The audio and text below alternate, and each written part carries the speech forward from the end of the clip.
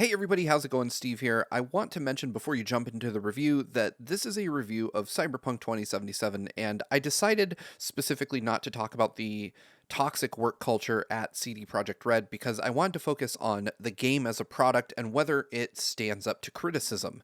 That being said, we absolutely do not condone crunch or any type of barbaric labor practice of the sort. So you might not hear it in the actual body of the review, but I want you to know where we stand on this issue because it is important, and I think people should be able to live healthy, productive lives while creating games for us all to enjoy.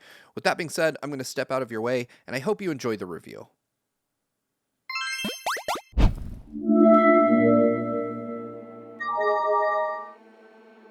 Cyberpunk 2077 has been all but inescapable lately. We all know about its performance issues, the bugs, the glitches, the refunds, all of it. If you haven't been following the situation closely, however, console versions of Cyberpunk weren't put into reviewers' hands until the night before release, meaning over the last week or so, I've put in 43 hours to finish the game. Over those nearly 4 dozen hours, I experienced myriad glitches and crashes, though none were game-breaking to the point I couldn't continue on. I chalk that up to the fact I played Cyberpunk on the PlayStation 5 rather than on its underpowered older siblings. On the PS5, Cyberpunk manages a mostly smooth 60 frames per second, though I did notice more than occasional stutter here and there. Visually, the PS5 nets no noticeable difference over the PS4 Pro, as the next-gen patch for Cyberpunk won't arrive until sometime next year. I briefly tested CD Projekt Red's latest on my PC as well, and the difference in visuals feels like a generational leap, to say the least. My modest PC could barely manage 30 frames per second with ray tracing enabled and deep learning super sampling, or DLSS for short, turned on. That isn't to say Cyberpunk looks bad on the PlayStation 5, however. In fact, it's quite the opposite. Cyberpunk, even running in backward compatibility, has moments that leave me wondering if it truly needs a next-gen patch, performance issues notwithstanding. At others, character models can look oddly flat, or even blurry, though never at pivotal moments in the story. Cyberpunk 2077 tells the story of V, a character of your creation from background to appearance. You can choose to start out as a corpo working for a large corporation and enjoying the benefits that come with that, a nomad living on the fringes of society always on the move, or a street kid growing up in the middle of the city doing what you have to survive. Though each of those choices amounts to little more than a unique prologue and dialogue options that pop up occasionally throughout your journey. Regardless of the path you choose, all stories converge in Night City, a neon-soaked retro-future version of California. Night City feels like an even more crass version of the societal dystopia found in movies like Blade Runner or RoboCop. Everything in Cyberpunk feels like an 80s vision of the future, which makes sense.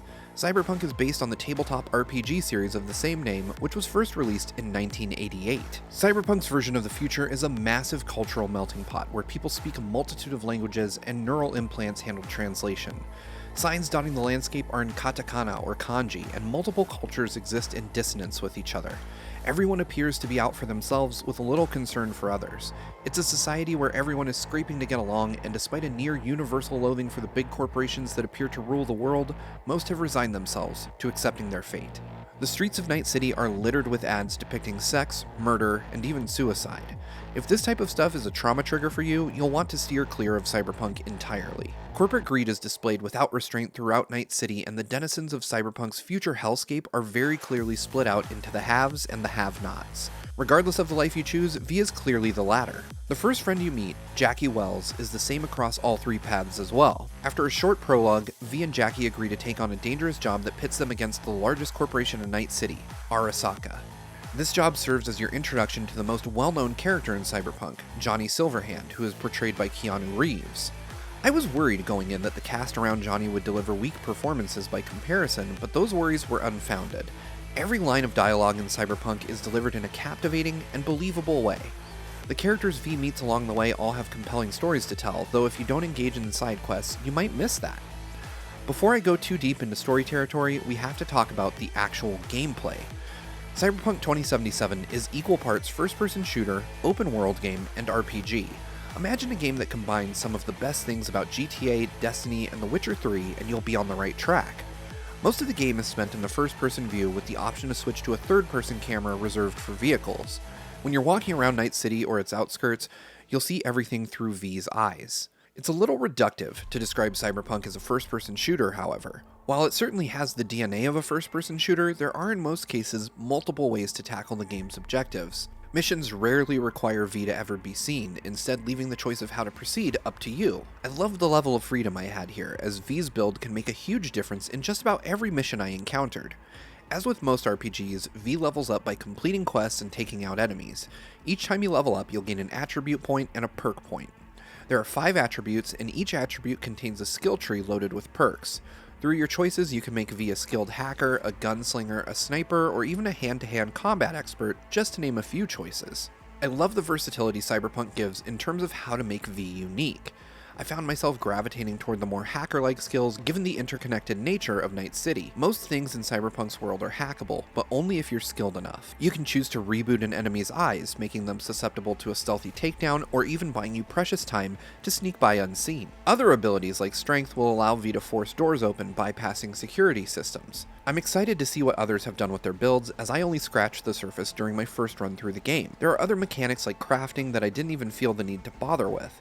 You can also acquire an entire fleet of vehicles if that's your thing, but I stuck with V's default car throughout most of the game, as I seldom felt the need for a faster car, though my disdain for driving was likely exacerbated by the fact that driving frequently caused the game to crash in my experience. I also didn't pour a lot of time into seeking out new cyberware to augment V's abilities, not because of technical limitations, but because they simply didn't seem necessary. Cyberware is essentially a set of integrated cybernetics that grant V superhuman abilities. From the operating system in V's brain to their circulatory system and even their entire skeleton, there are tons of different loadouts you can create at a Ripper Doc. Ripper Docs are like high-tech back-alley surgeons that'll modify your body however you see fit, albeit for a price. I didn't do so out of a lack of desire, but rather I was restricted by the high cost. Making money in Cyberpunk isn't difficult, but the game never made me feel like I needed to invest, as I never found myself up against a challenge I couldn't surmount without clever gunplay and quick reflexes. In fact, I made it through the entirety of the campaign using only the upgrades I was handed along the way, which were also few and far between. CD Projekt Red has done an excellent job not making Cyberpunk feel bloated despite the numerous systems at play. Optional objectives dot the map, and V is constantly called offering more work. However, in spite of this, I never felt like there was too much to do in Night City. Instead, the balance felt just right. The map was never a chore to look at, and unlike CD Projekt Red's last AAA game, The Witcher 3, I never felt like ignoring side quests in favor of finishing the main storyline. That's due in no small part to the strength of the writing. Each character is incredibly well written, and I was questioning the motives of some of the people closest to V up until the credits rolled. I couldn't help but feel sympathy for the characters V crosses paths with, as the events of their lives unfolded before me and I learned more about them. One storyline involving a netrunner and a close friend of hers left a huge impact on me, as I went out of my way to help them, only for Night City to deal V, and by extension me, a huge blow at the end of their storyline.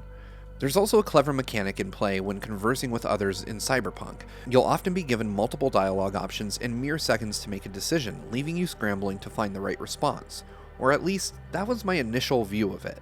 The thing is, many of the choices I thought I had in interactions with characters weren't real choices at all, but rather the illusion of choice. All too often I found myself reloading the save to explore different dialogue branches, only to find they all led to the same place. The more I explored Night City, the less I felt as though my choices mattered. In the beginning, I would hear others reference V's exploits, and in missions, outcomes may change slightly based on previous behavior, but the overarching narrative isn't changed by your actions until the penultimate chapter. Cyberpunk has 6 endings, none of which are unique to the life you've selected for V. All 6 are unlocked based on the choices made in the game's final moments, which I found, frankly, to be a bit deflating. Knowing that none of the choices I made until the final hour of my journey had an effect on the outcome took some of the wind out of my sails. In a game about a culture obsessed with body modification and augmentation, I can't get a haircut. I can't change my hair color, or my eye color, or my voice. I'm convinced these features would have made it in at launch if the developers had been given more time. That said, I absolutely fell in love with Night City and its inhabitants. I loved trying to suss out the true intentions of the characters around V. Were they using V, or did they really care? I became invested in helping fellow downtrodden city dwellers, and I often found myself veering off the beaten path to run to the side of one of V's friends, even if it wouldn't have mattered if I left them waiting. This is just a roundabout way of saying Cyberpunk 2077 is an incredibly flawed game from a technical perspective, but it's still a deeply engaging experience, even if the seams are constantly showing. If you can't wait, I highly recommend you pick up Cyberpunk on PC or a next-gen console. If you don't have access to that kind of hardware, I strongly advise you to wait until CD Projekt Red has made a better version of the game available. Thanks for watching. If you liked this review, please consider subscribing to Good Vibes Gaming. GVG is entirely funded through Patreon, and reviews like this one couldn't be made possible without our patrons' generous support. If you're interested, please head over to patreon.com/gvgaming to learn more.